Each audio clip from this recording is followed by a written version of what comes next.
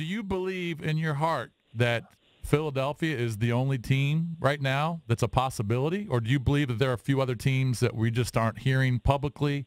Do you believe Washington's still in the mix? What do you think exactly is going on with Bryce? Yeah, that's the $2 billion question. I do think the Phillies are the favorite at this moment. I think when the season ended and early in the winter, I thought it was going to be the Dodgers for sure. And then even after they kind of in December, it seemed like they made those trades. They cleared up some room both financially and depth chart wise to get him. So I thought they were the team. And then they were kind of quiet, like super quiet. You didn't hear anything about them. You heard Phillies, Nationals, of course, White Sox, whoever. But even then, I thought they were like, they had moved from the front runner to the mystery team, but I still thought it was going to be the Dodgers. And then they signed A.J. Pollock, so I was like, all right, I'm an idiot too. We're all idiots. Clearly, we're all idiots. So it seems like they're out of it. I do think the Phillies are still the front runner. The thing that intrigues me is, are the Nationals still in it or are they not, right? Because they supposedly made that offer at the end of the season, $300 million, 10 years. I'm not sure how much faith I ever put in that offer, because I think that was a win-win-win-win for everybody, right? I think it's good for the Nationals to get that out into the public, because if Harper ends up going elsewhere, at least they can look back and go, hey, look, we tried. We offered 300. It wasn't our fault. And, of course, Boris wants it out there and Harper wants it out there because it sets a baseline for his asking price, or at least it seems to at the time. That seems more like a ceiling now than a floor. But so I think that was good for everybody. But so I don't know how valid that offer was or still is. Like, it reminds me of Chris Davis with the Orioles a couple of years ago when they supposedly gave him a big offer, and then they're like, oh, it's no longer on the table. Well, clearly it was never really off the table because they ended up signing with him anyway. So I feel like it's a similar situation with Harper, so it wouldn't surprise me if he ends up signing with the Nationals. I mean, look, all the numbers that we're hearing right now aren't even close to $300 million or 10 years. Mm-hmm. So if that offer's still on the table, you'd have to be an idiot not to take it. Well, what are you hearing? You're looking for the money. What are you hearing right now on what the latest Phillies offer was or is? I mean, I'm hearing what you guys are hearing. I wish I could say I had inside information. I do not at this point. I'm regurgitating everything else that you guys are hearing. And, right. It's just, I don't know exactly what that number is at the moment, but it sure doesn't seem to be 300 or a year ago we were talking 400 or even 500, which seems ludicrous. That's crazy. Right now, right? Yeah.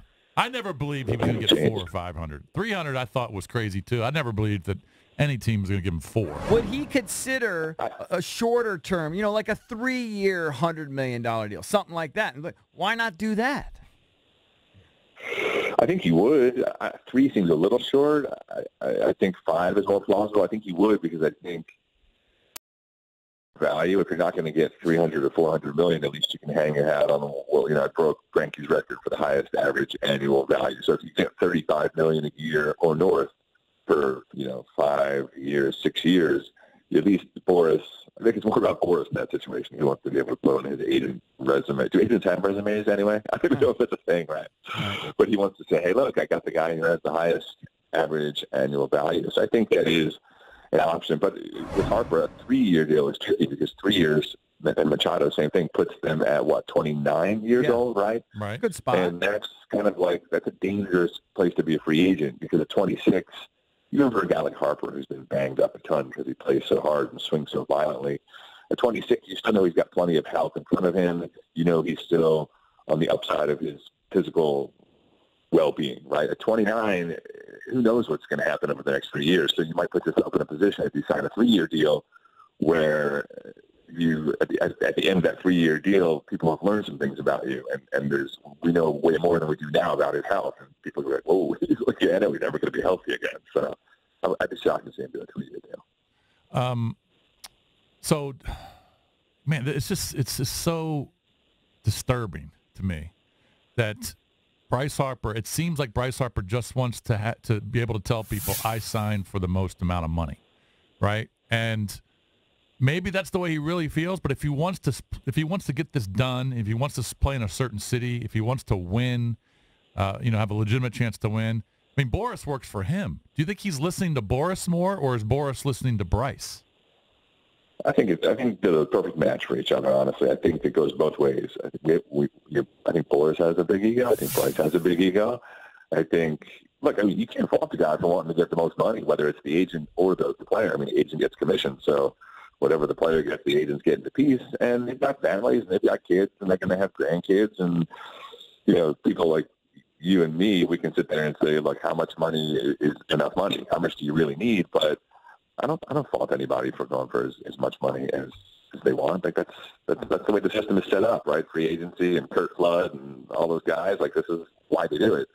But here's what's most disturbing to me is when I was a kid, baseball was my first love. You know, I played other sports, but baseball was always the closest one to my heart. And now as an adult, when I coach my kids in it, I see that there are some inherent flaws in it, one of which is, like, when you compare it to baseball or soccer, like, it doesn't have any flow. It's not necessarily like a team sport like football is. It's, you know, people talk about how it's like an individual sport that pretends to be a team sport. Mm-hmm. When you have players like this waiting until, like J.D. Martinez did last year, until February 20-something, and now you're talking about Harper and Machado potentially not even signing before spring training, it really shines a light on the fact that it's not the team sport I used to think that it was. Because if it were, you wouldn't be able to do this as a team and sign a guy in, you know, after spring training starts or right about when spring training is supposed to start and get away with it, right? Mm-hmm. But all these guys are doing what they need to do in the offseason. They're training, they're taking their swings, and they're lifting their weights, and it doesn't really matter where they sign. Like, there's no system they need to learn. They don't need to learn plays. They don't need to get like chemistry. They just come in and do their thing. And to me, that's kind of depressing. That's the most disturbing thing